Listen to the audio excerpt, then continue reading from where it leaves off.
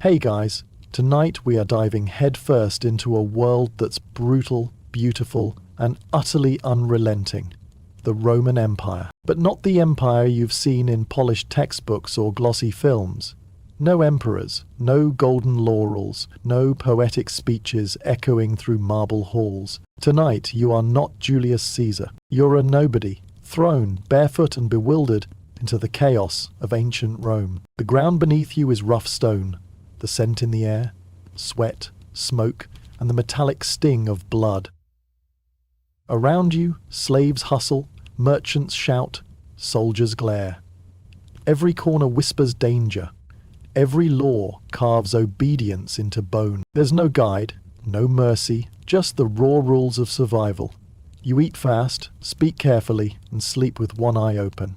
Because in this world, even silence can betray you. So before we step into the shadows of history, take a moment to like this video and subscribe, but only if this kind of raw, immersive storytelling is your thing. And drop a comment to let me know where you're watching from and what time it is there. I love seeing how far this story reaches. Now, turn off the lights. Let the soft whir of your fan become the wind of a forgotten age, brushing through Roman streets. Close your eyes, just for a second, and when you open them again, you'll be in Rome. And Rome doesn't care who you are. And now, let us ease into tonight's journey together. You open your eyes to a harsh symphony. The sharp cries of merchants, the frantic clucking of chickens, the wail of an infant echoing from a nearby corridor. The air is thick with the scent of smoke, damp stone, and too many unwashed bodies. Welcome. You've just awakened in a Roman insula, the ancient world's answer to the apartment block. But don't be fooled by the word home. This towering wooden hive is a labyrinth of narrow stairways, crumbling walls, and flammable hopes. It creaks with every breeze, groans with every step. One careless ember, and the whole place becomes a pyre. It's held together by dust, whispered prayers to Vesta, and a builder's promise made cheap in the Senate's shadow. Your room is a stone box, barely bigger than a closet, with sweating walls in summer and icy ones in winter. A straw mattress, alive with lice, is your bed, cloaked in a blanket that smells of regret. There's no window, just a hole that invites smoke, air, and the occasional pigeon. Your worldly goods. A clay cup, a worn tunic, maybe a comb if you're fancy. Cooking's banned, a single flame could torch the building. Your chamber pot lurks in the corner, waiting for its grim journey down rickety stairs to the street's open gutter. Through paper-thin walls you hear your neighbour's prayers, coughs, and private moments you'd rather not. The air chokes with smoke, mildew, and humanity's unwashed perfume. Bread bakes below, but it's not for you. Vendors shout about figs, a centurion barks orders. You're already sweating, itching, and dodging lead dust. This is Rome, and your day's just begun. Your bladder demands attention, but there's no bathroom here. No sink, no flush, not even a dignified bucket. You grab your chamber pot and shuffle down the street, modesty crumbling toward the latrina. Rome's public restroom, less a facility and more a social experiment. It's a stone bench with holes, a sluggish trough below carrying away the city's collective shame. You sit, avoiding eye contact with the stranger beside you, who's cheerfully discussing grain prices. Privacy? A myth. Doors? Never. It's a town square with better acoustics, where businessmen squat and soldiers gripe about sciatica. Then there's the tersorium, a communal sponge on a stick, soaking in dubious vinegar. You wipe, pray the sponge is clean, and carry the quiet shame of shared hygiene. Hand washing? A dip in a basin that's seen too many fingers. You leave lighter but slightly broken, dodging fines for public urination and the law's heavy hand. Surviving the latrina earns you breakfast. But don't get excited. It's panis rusticus, stale, chewy bread like weaponized limestone, and watered-down wine, because drunkenness before noon is for senators. No coffee, no eggs, no lattes. This meal isn't about joy, it's about not dying. You eat standing by a fountain, gnawing bread like flavourless bark, maybe with a smear of garum, the fermented fish sauce that smells like a cry for help. Wealthy Romans might have fruit or honey, but you're not them. The vendor hawks chickpea fritters, stirring hope, but your empty coin pouch laughs. You choke down crumbs, mildly dehydrated, with last night's wine buzzing faintly in your veins. Work awaits, and your sandals are already plotting betrayal. Unless you're a senator or a poet with a rich patron, work is brutal. You're a labourer, potter, or, if luck's cruel, a sewer worker. Rome needs roads, aqueducts, baths, and you're building them with bare hands and sandals flimsier than a leaf. The sun's barely up, but the foreman's screaming in Latin, stick in hand. Late? You lose pay, or worse, beaten, shamed, or fired, which means starving with honour. Your tools are splinters and prayer. You haul bricks, dig with shovels, and pray not to crush your spine. No gloves, no helmets, just sweat and dust. Craftsmen compete with hundreds selling identical pots or tunics, where quality loses to bribes. Even better jobs, messenger, accountant, teacher, mean running through chaos, scribbling for forgetful bosses, or teaching bratty senators' kids. Women weave, sell vegetables, raise children, and dodge childbirth's grim odds. Lunch? Maybe, if the boss isn't impressing a prefect. Work or die. Rome's eternal, but you're back. The streets are a gauntlet of chaos, where personal space and sanitation are distant dreams. Rats, flies, stray dogs, and yelling merchants in 6 languages swarm you. Thieves pose as helpers, eyeing your coin pouch. Roman roads, engineering marvels, double as open sewers, brimming with urine, wine, vomit, and garum's remnants. Step off the footpath and your sandals baptize in misery. Wagons race by, no crosswalks, no mercy. Daytime bands mean they thunder at night, charioteers without brakes. The air's thick with smoke, incense, and latrine breezes. Dead animals lie ignored, maybe cloaked in cloth. Brawls erupt, politicians parade with off-key trumpets, and a slipped fig or a runaway cart could end you. You're just trying to buy lentils, but Rome's streets are out for blood. Thirsty? Rome's aqueducts are legendary, but their water's a gamble unless you're rich with a private fountain. Public fountains are where you fill jars, wash feet, and dodge dunked children. For a bath, hit the Thermae, public baths where everyone soaks. No soap, no chlorine, just shared water and louder politics. You marinate in bacteria with a hint of eucalyptus. Lead pipes adding a slow poison to the mix. Water's so suspect you drink diluted wine all day. Men, women, kids, all mildly buzzed to survive. Aqueducts are Rome's pride, but for you, every sip's a roll of the dice. After dinner, pulse porridge, maybe a fig drowned in garum's soul-burning stench. You crave escape. The Colosseum beckons. Free but brutal, where gladiators bleed, animals devour criminals, and emperors stage naval battles with real drowning. You cheer, packed with sweaty strangers not sure why. Theatre offers Latin tragedies or crude comedies about Jupiter and sausages. The Circus Maximus thrills with chariot crashes, betting and brawls. Street performers, fire breathers, ranting philosophers. Keep the chaos alive. Rome's spectacles dazzle, numbing you to the grind with wine to blur the edges. Night falls, but safety doesn't. Unlit alleys hide thieves and ex-gladiators. Insular burn from stray lamps, and the vigili, underpaid watchmen, are more bribable than heroic. Sleep's a myth. Your neighbour's coughs, drunken parties, and distant screams ensure it. You pray to Mercury and brace for dawn. You've survived one day. Public sponges, chariot traffic, lead pipes, and half-cooked lentils. You're filthy, tired, possibly infected, and scarred by garum's stench. Could you do it again? Honestly, no. Modern comforts would have you fleeing by noon. Yet Romans endured for centuries, building aqueducts, roads, and concrete that outlasts today's skyscrapers. Their laws, language, and architecture shaped the world, forged in sweat and survival. Rome wasn't gold, it was grit, layer by bloody layer. You don't need to live it, just marvel at those who did.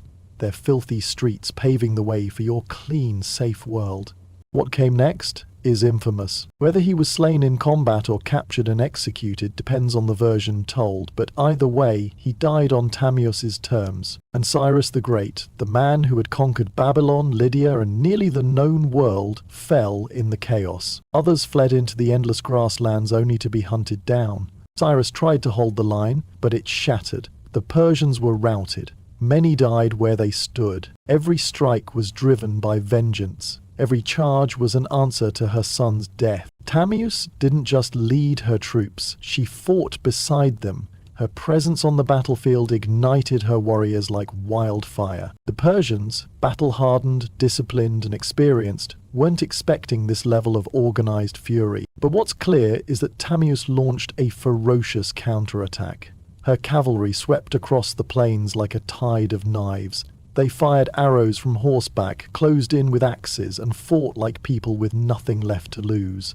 The location of the final battle is lost to history, swallowed by the vastness of the steppe. She rallied her forces for a full-scale assault on the Persian invaders, and this time she wasn't holding back. But Tamius had spent her life among warriors.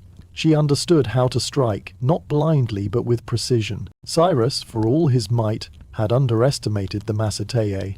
He assumed they would fight like the tribes he had conquered before, chaotic, uncoordinated, easy to crush. This wasn't about politics anymore. This was about blood. No longer just a queen, but a storm given form. Her warriors, hardened by the nomadic life, painted their faces with ash and rage. The sun rose over the plains like a blade, sharp and blinding. Tamius stood at the head of her army. The next battle would not be a skirmish. It would be an execution. Cyrus had taken her son. He had violated her land.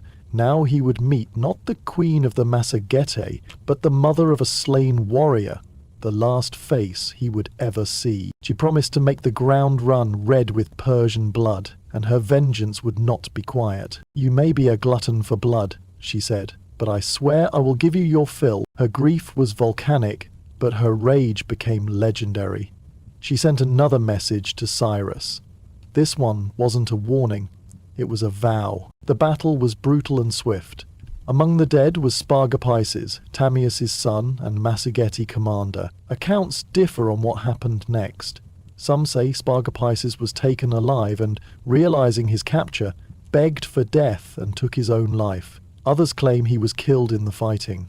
But all agree, when news reached Tamius, something inside her shattered and then turned to steel. It was a baited trap, and Cyrus took it, perhaps thinking the enemy had panicked and fled.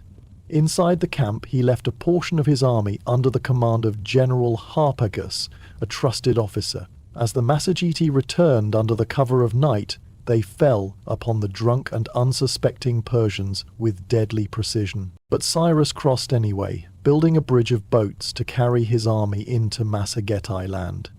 Instead of striking immediately, Tamius pulled her forces back, luring Cyrus deeper into unfamiliar terrain.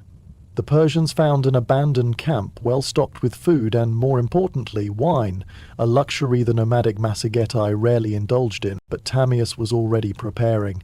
She knew the terrain. She knew how her people fought on horseback, fast and furious. And most of all, she knew Cyrus wasn't just coming for land. He was coming to crush a woman who dared to say no. The world's most powerful king had declared war, but he had no idea what kind of fury he had just awakened on the steppe.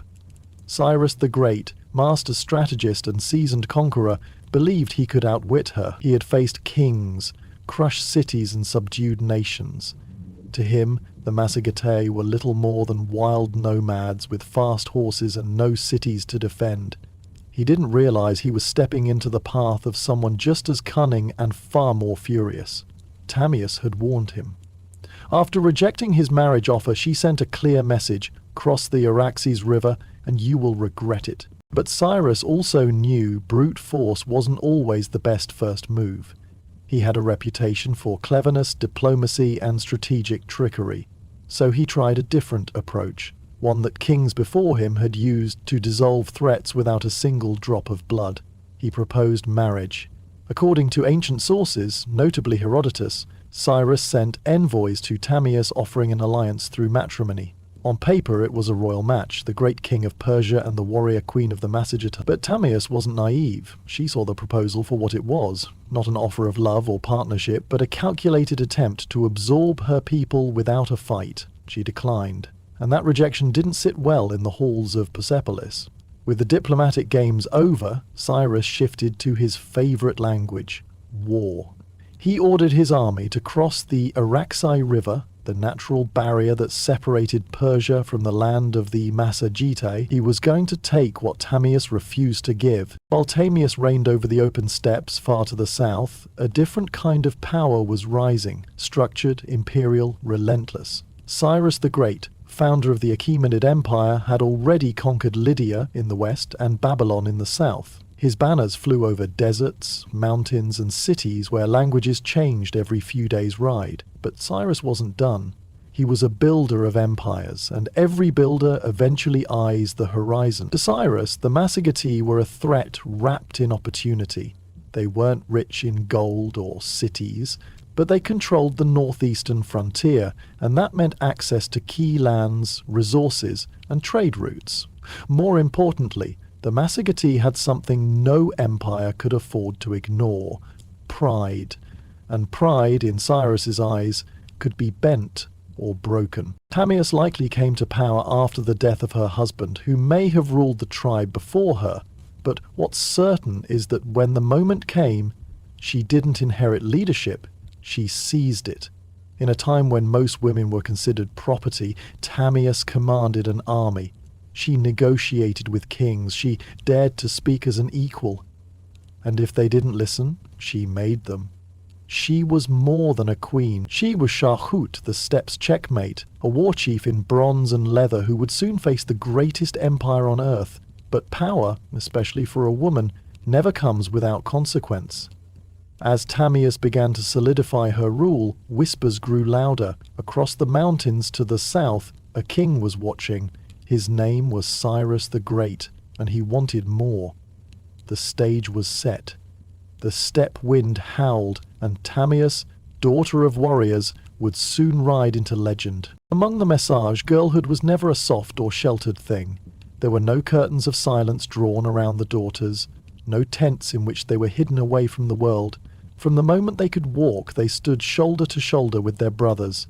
They learned to fight, to ride, to bleed, and to lead. The fires of the steppe forged them all the same, and in the veins of the girls flowed not only blood, but iron, tempered, unyielding, and ready for war. To lead, one had to bleed, and even as a young woman she bled for her people.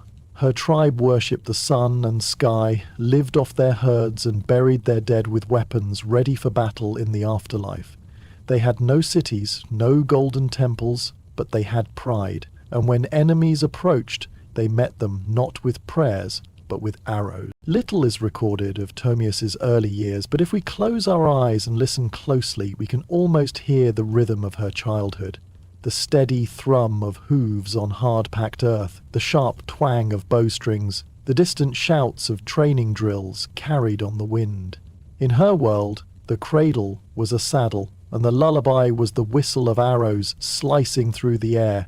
Before she could run with confidence, she had already learned to hold her balance atop a galloping horse. Before her words were whole, her aim was true. In the ancient world, bees were far more than humble insects buzzing through fields and forests. They were revered as divine messengers, industrious architects, and sacred alchemists, weaving a delicate thread between the mortal and the divine. To the Greeks, the bee was a symbol of feminine power and cosmic harmony.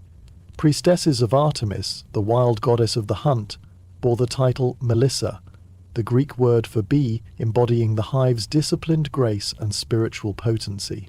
The hive itself was a marvel, a microcosm of order and purpose, where every tiny creature moved with precision as if guided by the very laws of the gods. To study bees, the Greeks believed, was to glimpse the blueprint of nature's divine intelligence. While the Greeks gazed upon bees with awe, the Romans harnessed their potential with characteristic ambition, transforming beekeeping into a cornerstone of their sprawling empire.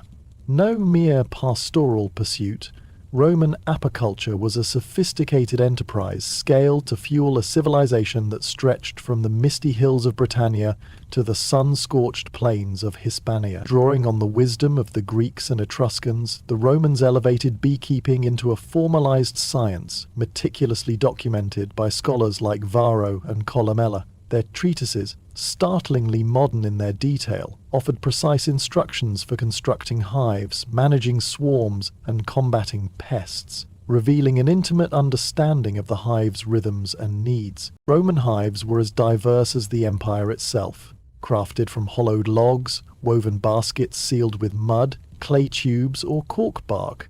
These designs were ingeniously adapted to local climates, with insulated hives for the chilly northern provinces and ventilated ones for the balmy Mediterranean. To soothe their buzzing charges, Roman beekeepers burned fragrant herbs like thyme or oregano in clay pots, sending gentle plumes of smoke into the hive. This not only calmed the bees, but may have infused the honey with subtle aromatic notes. Harvesting was an art form, performed with iron knives to delicately slice combs, followed by melting and straining to yield wax for candles, cosmetics, and even ship waterproofing. Honey in the Roman world was no mere sweetener, it was a lifeblood. It flavoured mulsum, a honeyed wine beloved at feasts and enriched sauces for meats and fish. Athletes and soldiers consumed it for quick bursts of energy, while physicians, echoing Hippocratic traditions, prescribed it for ailments ranging from sore throats to battlefield wounds. Honey's antibacterial properties, though not yet understood in scientific terms, were legendary, making it a staple in Roman medicine chests. Yet, true to their nature, the Romans organized beekeeping with military precision. Large villas maintained dedicated apiaries, staffed by enslaved workers and overseen by meticulous estate managers. Production was logged, surplus honey traded in bustling markets or shipped to distant provinces, and the hive itself became a metaphor for the ideal Roman household, ordered, obedient, and endlessly productive. Beyond Rome, bees held a sacred place in the spiritual tapestry of ancient civilizations. In Egypt they were born of divine tears, according to myth, as the sun god Ra wept, and his tears transformed into bees upon touching the earth. Honey adorned temple altars as offerings to the gods and accompanied the dead into the afterlife, a sweet bridge to eternity. Pharaohs of Lower Egypt claimed the title He of the Sedge and the Bee, tying their rule to the hive's cosmic harmony. In Greece, the bee's feminine mystique resonated deeply. The Oracle of Delphi, that enigmatic voice of prophecy, was sometimes called the Delphic bee, and the priestesses of Demeter and Artemis were seen as conduits of divine wisdom, their buzzing charges a symbol of fertility and wilderness. Mesopotamian rituals invoked bees for purification, with live bees released to carry away a community's sins on their delicate wings. Early Christians later embraced the bee as a symbol of chastity and resurrection, marveling at how these creatures produced honey without lust. Across cultures, the hive was a model of perfection, selfless, cooperative, and industrious, prompting philosophers like the Stoics to admire bees for their instinctive duty. Honey and wax, burned in sacred fires or crafted into amulets, were imbued with protective and healing powers, making bees not just miraculous, but mystical. Honey's role as a divine medicine was equally profound.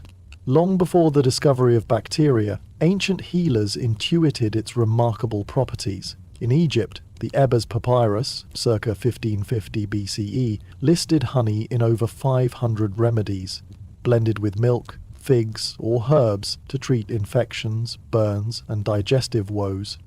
Greek physicians, led by Hippocrates, prescribed honey for ulcers, fevers, and fatigue, mixing it with vinegar to create oxymel, a tonic for clearing phlegm. Roman surgeons kept honey on hand to dress wounds, while athletes drank honeyed water to fuel their Olympic triumphs.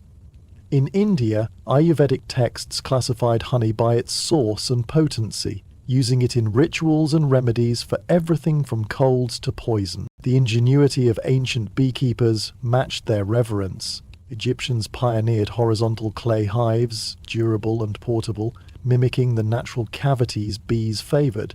Greeks and Romans refined these designs, adding removable lids to harvest honey without destroying colonies, a revolutionary step towards sustainability. Smoke, delivered via clay smokers or bellows, was a universal tool.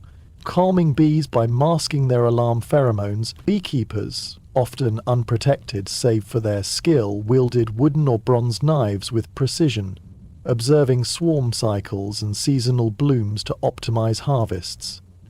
Some even practiced transhumance, moving hives to follow flowering plants, a precursor to modern migratory beekeeping. Honey's preservation was an art in itself. Egyptians stored it in sealed ceramic jars where it could last centuries, as evidenced by honey found in pharaohs' tombs. Rituals often accompanied beekeeping, with offerings made to bee spirits or gods to ensure harmony. This blend of craftsmanship, science, and spirituality laid the foundation for modern apiculture, influencing everything from hive design to sustainable harvesting. The legacy of ancient beekeeping endures, a testament to humanity's ability to learn from the smallest of creatures. From the Nile's fertile banks to Rome's sprawling estates, beekeepers were innovators and stewards, their methods shaping medicine, religion, and ecology. Honey's role as a healer persists in traditional remedies, while beeswax remains a versatile material in art and industry. The hive's symbolism, order, cooperation, divinity, continues to inspire, from religious rituals to modern metaphors for community. Even today's migratory beekeeping, vital for global agriculture, echoes ancient practices. Yet the ancient bond with bees carries a deeper lesson. In their delicate dance, bees remind us of our dependence on nature's smallest architects. They pollinate our crops, sustain our ecosystems, and enrich our cultures, just as they did millennia ago. The story of ancient beekeeping is not just a chronicle of human ingenuity, it is a call to honor the intricate web of life, where even the humblest creatures hold the power to shape civilizations.